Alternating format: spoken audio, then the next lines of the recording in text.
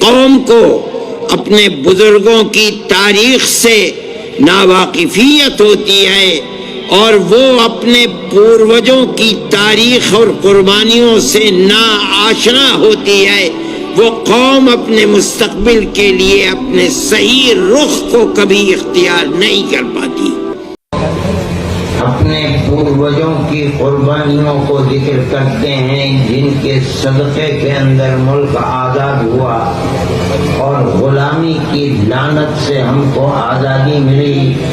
ہمارے ہاتھ اور پیر میں غلامی کی زنجیریں پڑی ہوئی تھی، آزادی وطن کی بنیاد پر ہم ان زنجیروں سے آزاد ہوئے۔ در حقیقت ہمارا نہیں، ہمارے پوروجوں کا صدقہ اور ان کی قربانی ہے، اس لیے ہمارا فرض ہوتا ہے کہ ہم ان کی قربانی کو ذکر کریں۔ حاجی صاحب نے 2 مرتبہ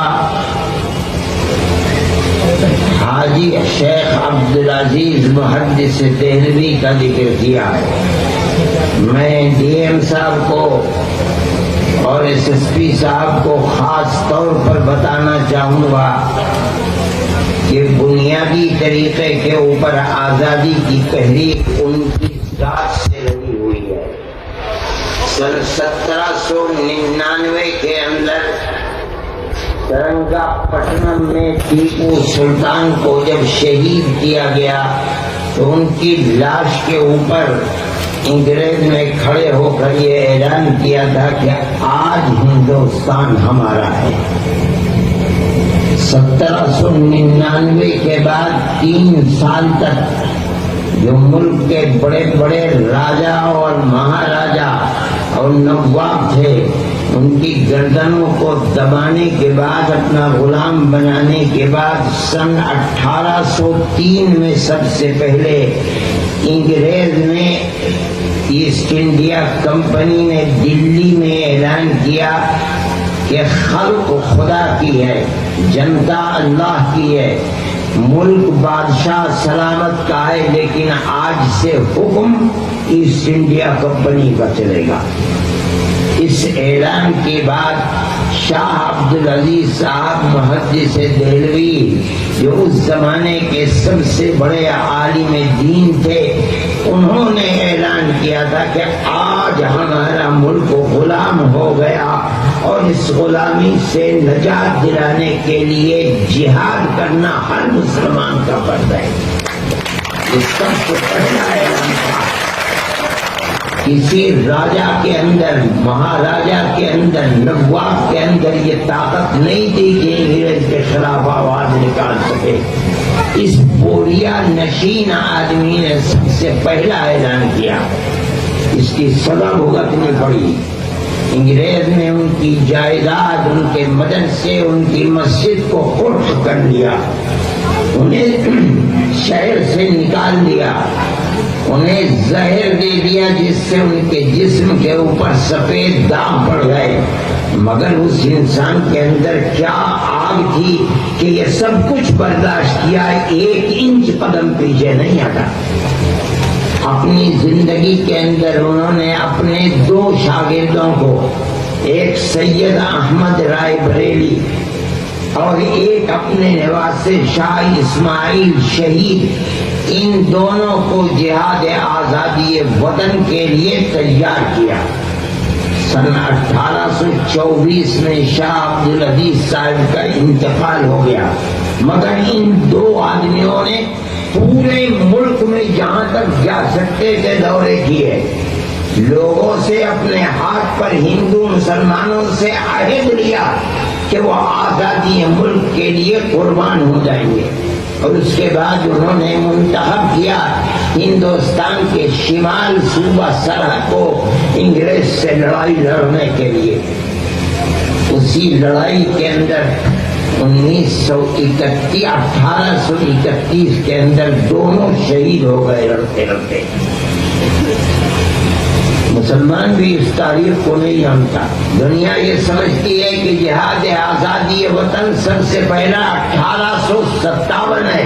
نہیں، سب سے پہلا آزادی وطن کا جہاد بالا کوٹ کے میدان میں سن 1831 کا ہے، جس کے اندر ہندو اور مسلمان سب شہید ہوئے.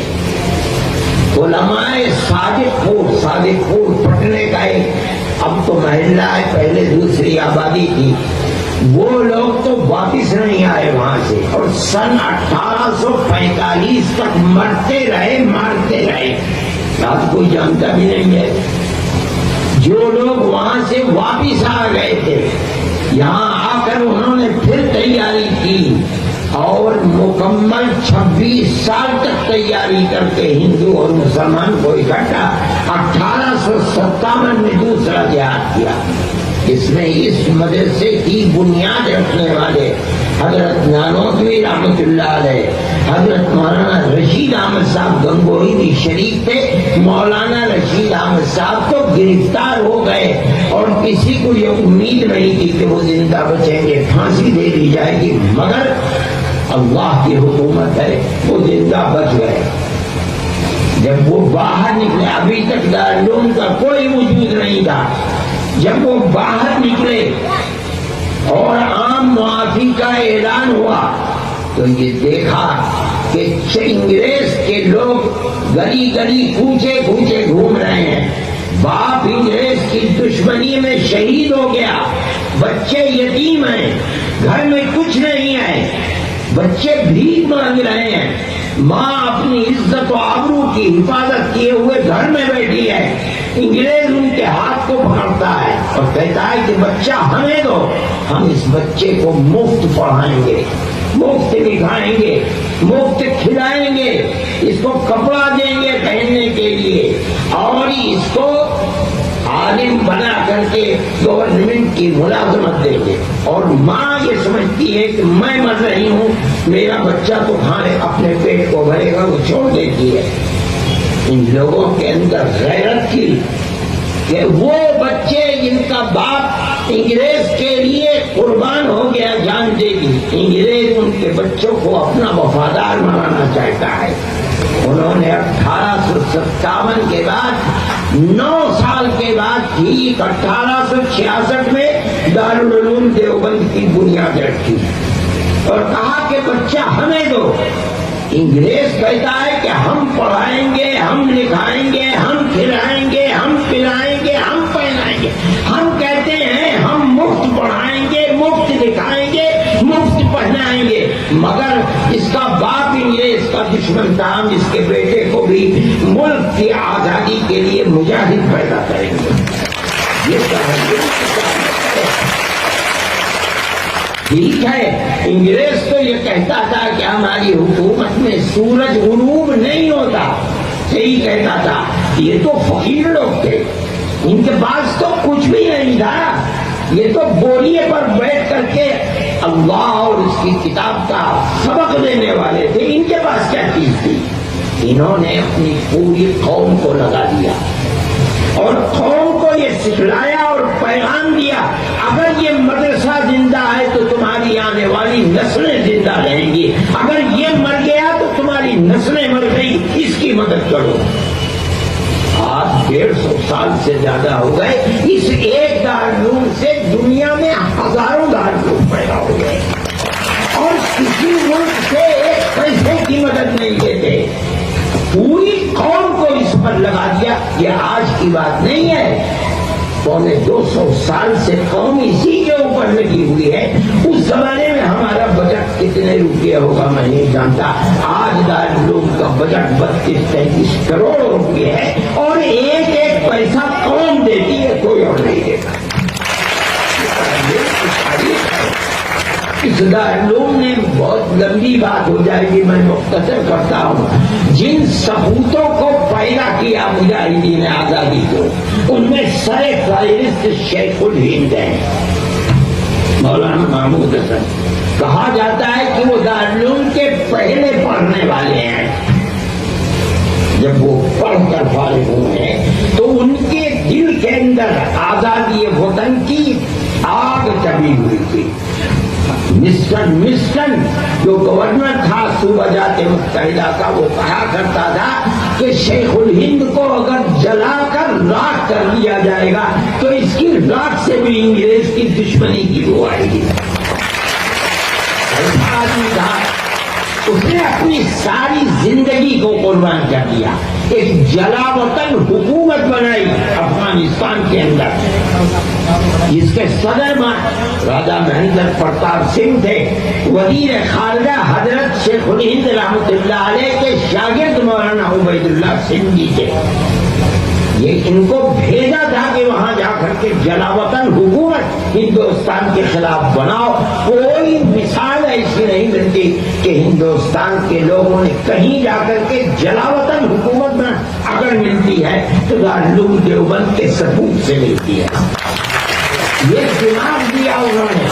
ان کے اندر آگ کتنی تھی میں آپ کو بتاتا ہوں کہ جب وہ وہاں سے واپس آئے اور 3 سال 7 مہینے کے بعد انگریز کو پتہ چل گیا تھا کہ وہ یہاں سے گئے ہیں سعودی عرب. اس زمانے میں سعودی عرب نہیں تھا، ترکی حکومت تھی، اور مولانا کا پروگرام یہ تھا کہ ترکی حکومت سے مدد لے کر وہ وہیں سے آزاد قبائل میں جائیں گے، افغانستان اور وہاں سے آزاد قبائل. اگر انگریز کو پتا تھا، اس نے طائف کے اندر رہتے ہوئے جو وہاں کی حکومت تھی اس سے کہہ کر کے انہیں گرفتار کرا لیا، اور گرفتار کرا کے ان کو وہاں سے پورٹ سعید مصر بھیجا.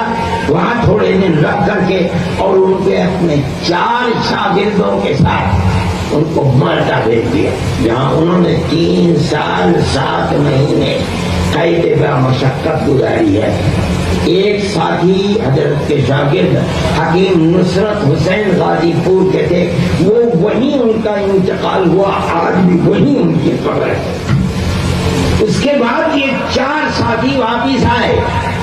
میں ڈی ایم صاحب اور ایس ایس پی صاحب سے کہتا ہوں کہ جب جہاز لودھی پر آ کر لگا تو ریاست بہاولپور جو آج کل پاکستان میں ہے، اس وقت تو ملک تقسیم نہیں ہوا تھا، سن 1920 میں ریاست بہاولپور کے جو جنرل سیکریٹری تھے یا چیف سیکریٹری کہیے ان کے نواب صاحب کے، ان کا نام تھا سر رحیم بخش.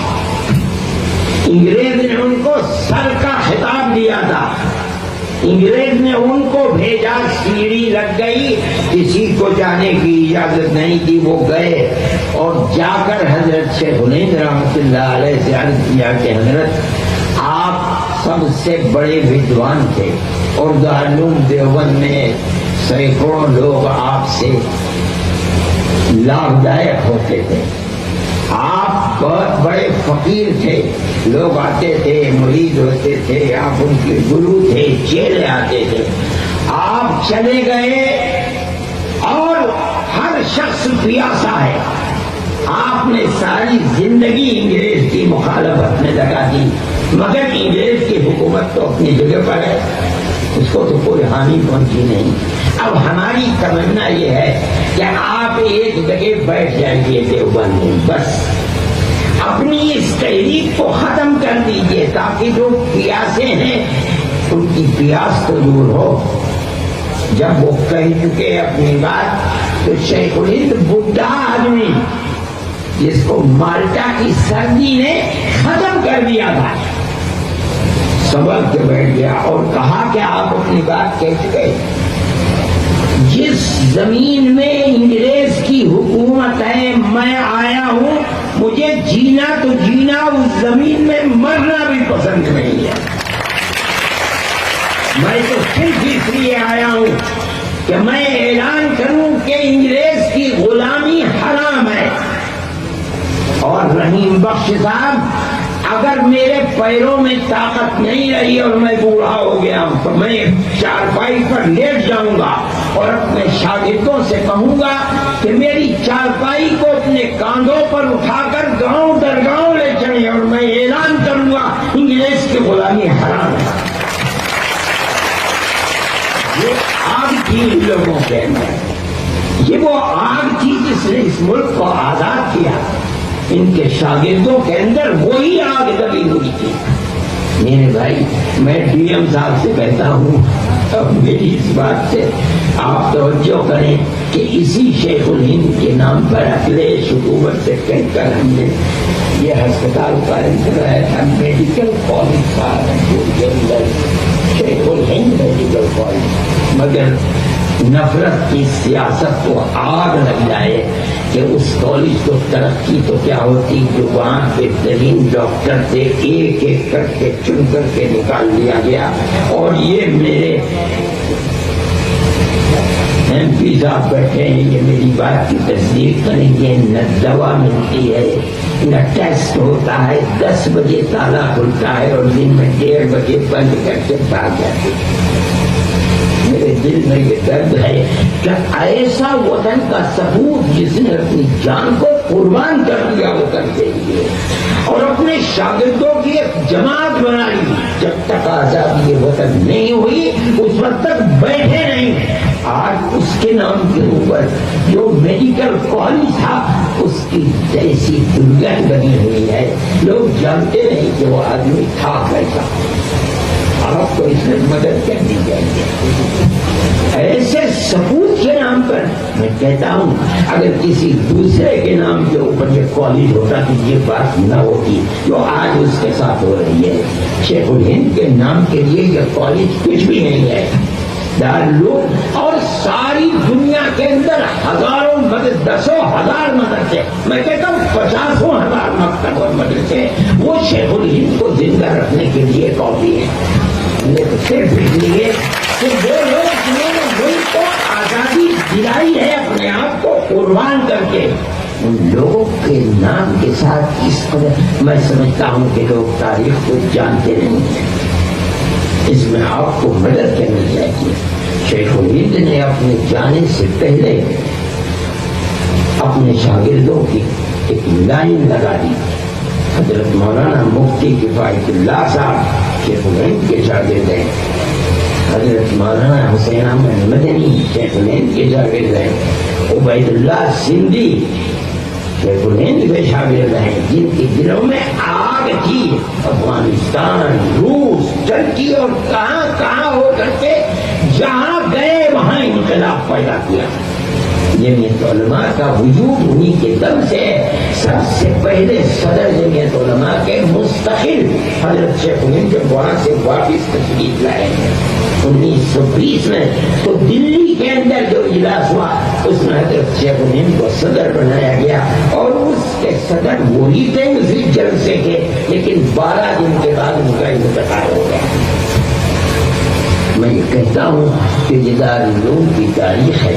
مولانا عبد الرحمان سوہائی، مولانا بشیر بھٹا، مولانا حسین احمد مدنی، یہ وہ لوگ تھے اور فقیر لوگ تھے۔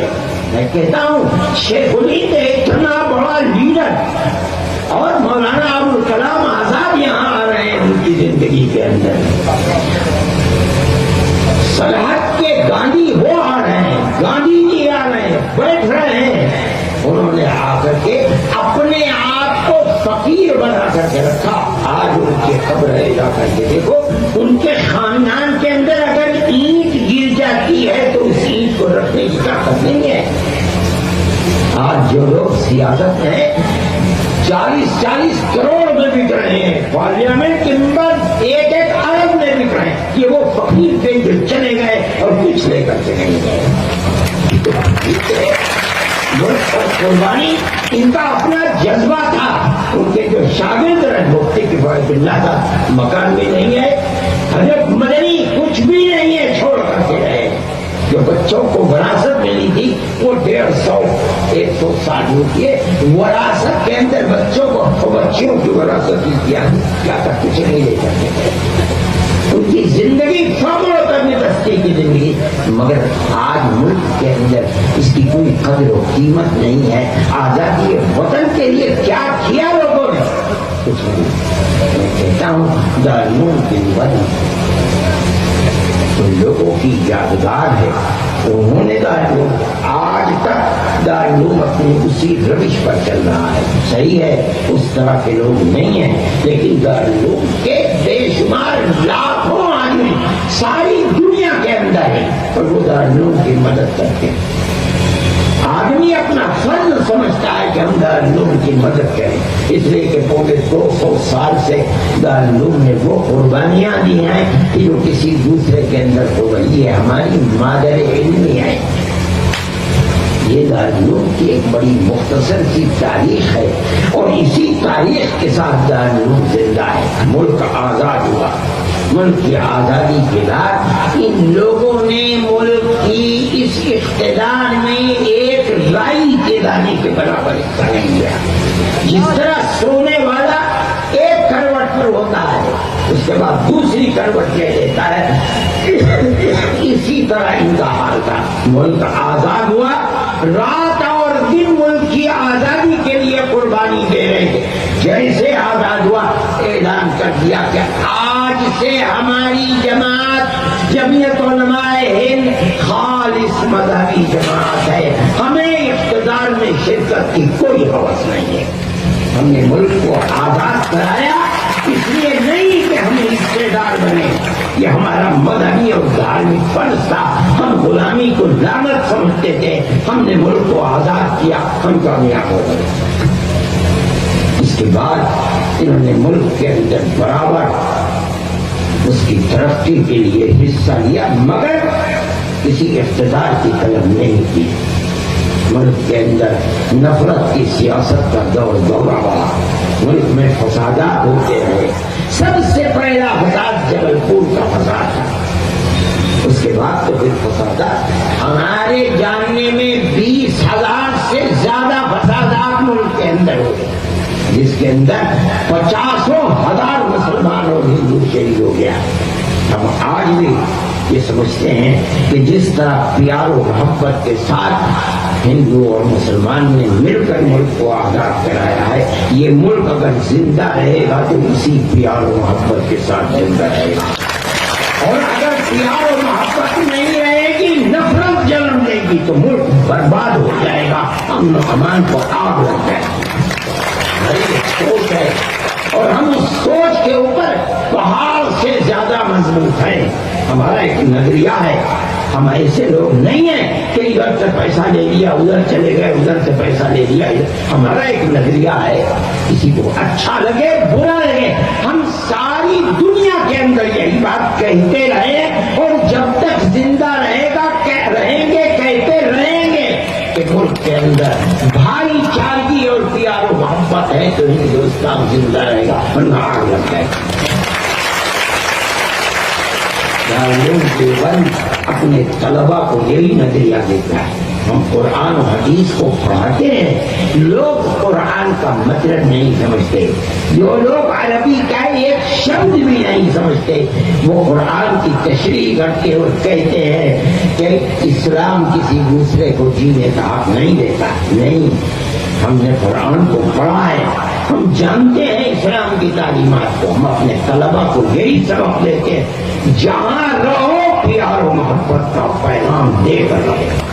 हमारा एक नजरिया है, हमारे की मदद करते हैं। हमने वहाँ दारुलूम के तमाम तलबा ही थे जो पढ़ करके गए हैं। केरला के अंदर मकानात बनाए, हिंदुओं के मकानात भी बनाए, मुसलमानों के मकानात भी बनाए। हमने आसाम के अंदर काम किया, हमने ही काम किया, दारुलूम के फुजला ही ने काम किया। और सुप्रीम कोर्ट के अंदर हमने लड़ाई लड़ी, हम कामयाब हुए। अगर उसके अंदर 28,000 मुसलमान हैं तो 28 लाख मुसलमान, 25 लाख हिंदू भी हैं। हम यही तालिब को कहते हैं, हम इसी जहन को लेकर उसे मैदान में भेजते हैं। हमारे तालिब इल्म यही काम करते हैं। आप नहीं देखेंगे कि तलबा कहीं बाहर निकलते हो, एहतजाज करते हो, बसों के शीशे तोड़ते हो, आग लगाते हो। नहीं, ये स्कूल और कॉलेजों की तालीम हमारी तालीम ये नहीं है। हम तो उन गरीबों को पढ़ाते हैं जिनके पैर में जूते नहीं होते, जिनके सर पर टोपी नहीं होती, जिनके पेट में रोटी नहीं होती, हम उनको पढ़ाते हैं, मदरसों में लाते हैं, खिलाते हैं, पिलाते, आदमी बनाकर प्यार और मोहब्बत का मैदान के अंदर खेल देते हैं।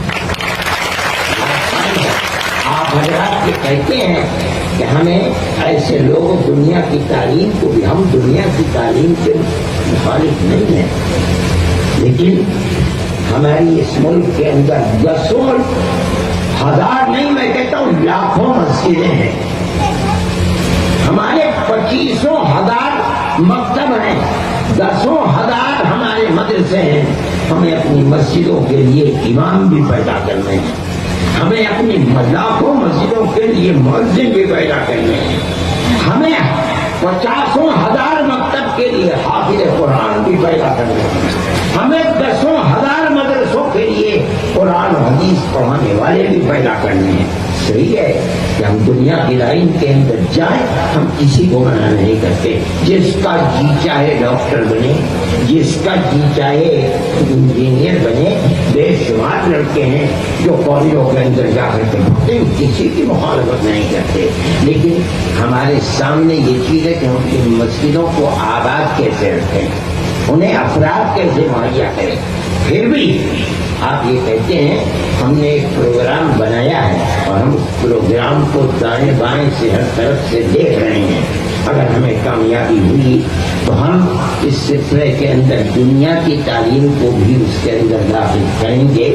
یہ ہمارے آنے والے دنوں کے اندر پروگرام ہے، کیا ہوتا ہے اور ہم اس میں کامیاب ہوتے ہیں یا نہیں ہوتے ہیں، ہم اس چیز کو دیکھ رہے ہیں۔ ہمارے بچے ڈاکٹر بھی ہیں، بہت انجینئر بھی ہیں، اور جیسے کہا تھا IAS کی انہوں نے امتحانات دے کر کامیابیاں بھی حاصل کی ہیں، ایسا نہیں ہے۔ دیکھیں ہم جدید تعلیم کے مخالف نہیں ہیں، لیکن ہمارے سامنے مجبوریاں ہیں، ہم اس مجبوری کی بنیاد پر ایسے افراد کو پیدا کرنا ہمارے لیے ضروری ہے کہ جو پوری دنیا کے اندر مدرسے ہیں، ان کے لیے ہم افراد کہاں سے لے کر کے آئے۔ ہمارے خدرا سوئٹزرلینڈ کے اندر بھی بیٹھے ہوئے ہیں، امریکہ میں بھی بیٹھے ہوئے ہیں، برطانیہ کے اندر بھی بیٹھے ہوئے ہیں، ساؤتھ افریقہ میں بھی بیٹھے ہوئے ہیں۔ میں گیا ہوں زامبیا وغیرہ کے اندر، ان جنگلات میں جہاں آدمی ڈرتا ہے، دارالعلوم اور دارالعلوم سے ملحق درسگاہوں کے مدرسوں کے طلبا وہاں بیٹھے ہوئے ہیں اور اسلام کی خدمت کر رہے ہیں۔ یہ ہماری ایک ضرورت ہے، ہم اس ضرورت کو پورا نہیں کریں گے تو اس کا مطلب ہے کہ ہم اپنے پیروں کے نیچے سے زمین نکال دیں گے۔ اس لیے ہمارا ایک نظریہ ہے، ہم اس نظریے کے اوپر چل رہے ہیں، ہمیں دنیا کی تعلیم سے کوئی اختلاف نہیں ہے۔ میں یہ سمجھتا ہوں کہ میں نے جو بھی تاریخ ذکر کی ہے وہ تاریخ بڑی مختصر سی تاریخ ہے، اس لیے کہ میں جانتا ہوں کہ 12:30 بج گئے ہیں، ان حضرات کو اور بھی جانا ہوگا۔ میں یہ کہتا ہوں کہ دارالعلوم کے اندر جھنڈا لہرانے کی یہ چیز کوئی آج ہی نہیں ہے، پہلے بھی ہوتا تھا، وقت پروگرام مرض اولاق کے اوپر مستقل ہوتا تھا، طلبا اور اساتذہ کا دارالعلوم کی طرف سے پچھلے سال بھی کہا گیا تھا کہ میں یہاں اس طریقے کا پروگرام دارالعلوم کے احاطے میں کروں، لیکن میں نہیں کر سکا، اس لیے کہ میں پروگرام کی اس کی جگہ دیکھ پاتا۔ مجھے آج کے اس جھنڈے کے لہرانے پر یاد آیا کہ جب ڈاکٹر راجندر پرساد آئے تھے تو اسٹیج کے پاس جھنڈا لگایا گیا تھا اور انہوں نے اپنے ہاتھ سے اس جھنڈے کو لہرایا اور یہ گانا بھی ہوا تھا۔ اور مولانا عبدالرحمان صاحب کے الفاظ میری کان میں ہیں۔ اس کے بعد مولانا نے تقریر کو فرمایا اب اس پروگرام کے بعد باضابطہ جلسے کا اجتماع ہوتی ہے اور اس کے بعد پھر قرأت کے جلسے کی ابتدا ہوئی تھی۔ یہ میری آنکھوں دیکھی چیز ہے، یہ کوئی نئی چیز نہیں ہے اور نہ ہی اس کے اندر کچھ کلمات شرک، جب تک مفتی حضرات نے فتویٰ جواز کا نہیں دیا تب تک کوئی چیز نہیں ہوئی ہے۔ اس لیے آپ حضرات اس سلسلے کے اندر کوئی اجنبیت نہ محسوس کریں۔ دارالعلوم سب سے بڑا مستحق ہے کہ وہ آزادی وطن کے سلسلے میں تقریب منائے اور تقریب منائی جاتی رہی ہے، اس لیے یہ کوئی نئی بات نہیں ہے۔ آج ہمارے محترم DM صاحب کے ہاتھ ہوئی ہے، میں ان کا شکریہ ادا کرتا ہوں کہ آپ آئے اور میں نے جو باتیں کہی ہیں میں کہتا ہوں کہ آپ اس کے لیے بالکل بالکل آپ کی بات، بہت بہت شکریہ۔ میں آپ حضرات سے اجازت چاہتا ہوں، ان حضرات کو بھی جانا ہے۔ بہت بہت شکریہ، دعا کر دیجئے کہ اللہ ہمارے ملک کے سب بسنے والوں کے دلوں میں پیار و محبت کو پیدا فرمائے، اللہ نفرت کی سیاست کو ختم فرما دے۔ جس طرح ہم سینکڑوں نہیں ہزاروں سال سے گاؤں در گاؤں آپس میں پیار و محبت کے ساتھ رہتے چلے آئے ہیں، اللہ ہماری اس پرانی تاریخ کو زندہ فرما دے، پیار و محبت کو پیدا فرما دے اور الفت کو پیدا فرمائے، اور جو لوگ نفرت کی سیاست کر رہے ہیں اللہ انہیں غائب و خاطر فرمائے، ان کو راہ راست پر اور سیدھے راستے پر لائے، پیار و محبت کے لیے کام کرنے کی توفیق عطا فرمائے، اور ہمارے ملک کی پرانی تاریخ کو زندہ و جاوید فرمائے، اور سب کو گاؤں در گاؤں پیار و محبت کے ساتھ زندگی بسر کرنے کی توفیق اور حوصلہ عطا فرمائے۔